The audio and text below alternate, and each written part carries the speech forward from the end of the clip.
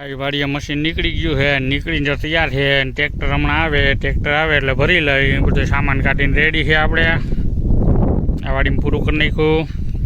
હવે ટ્રેક્ટર આવે એટલે હમણાં બીજી વાડીએ ભરીને જાય. એ વાડી માથે ઝૂલા માથે ફિટિંગ કરવાનું છે, રસા માથે.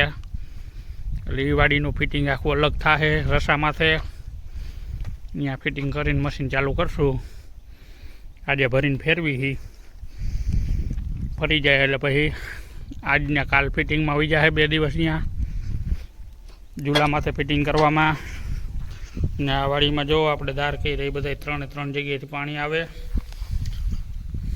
જો અત્યારે દેખાય 3 ધોરિયા દેખાય, નોખા નોખા પાણીના.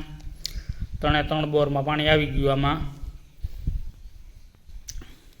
જો આ રીતના 3 ધોરિયા દેખાય. 3 જગ્યાએથી એટલું પાણી આવ્યું. 5-6 ફૂટ પાણી ચડાવે છે. એટલે આ ભાઈને અત્યારે પિત્તમય પણ સારું છે. ડુંગળી છે, આટલી મકાઈ છે, બધું પીવા માંડ્યું છે. હવે મકાઈ લંઘાતી હતી, જો પી ગઈ, લીલી સેવાર જેવી થઈ ગઈ. અને હવે બીજી વાડીએ જાય. અહીંયા મકાઈવાળા છે. ટ્રેક્ટર આવી મકાઈવાળાનું કામ થઈ ગયા છે. મંડો ભરવા, લુગડા બદલાવા છે. જીગા ભાઈ લુગડા બદલાવી નાખો, નકર હાઈ જે કલરવાળા થઈ ગઈ છે. હાલો ભાઈ, જીગા ભાઈ ટ્રેક્ટર ભરી દીધું છે. ને હવે ટ્રેક્ટર જાય છે વાડીએ. અહીંથી ભરાઈ ગયું મશીન. હવે જાય છે બીજી વાડીએ. રેડી ભરાઈ ગયું છે. હાલો ટ્રેક્ટર હાલવા દો. હવે થયું ટ્રેક્ટર ચાલુ. આવેલું ટ્રેક્ટર. હવે ઘોડી ફિટિંગ કરવાનું ચાલુ કર્યું છે. હવે ઘોડી ફિટિંગ કરી દઈ. જીગા ભાઈ પાના પકડ ગોતે છે. પાના પકડ ગોતી લે એટલે ફિટિંગ કરી દઈ. ઘોડી ફિટિંગ કરશું, પછી અંદરનું ફિટિંગ કરશું કૂવામાં.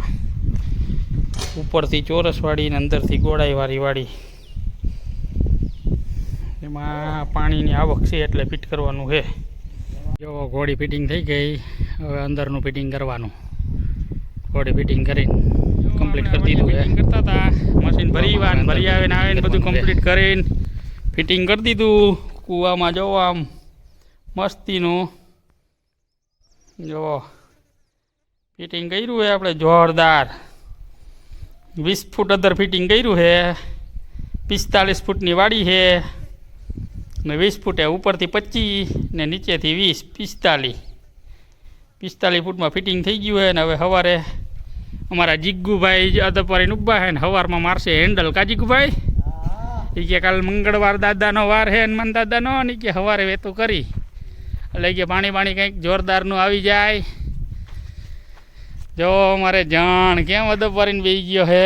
હા જીગુડી લાલ બાલ આંખું બાઈખું લાલ થઈ ગઈ છે. કેમ થઈ ગઈ લાલ આંખું?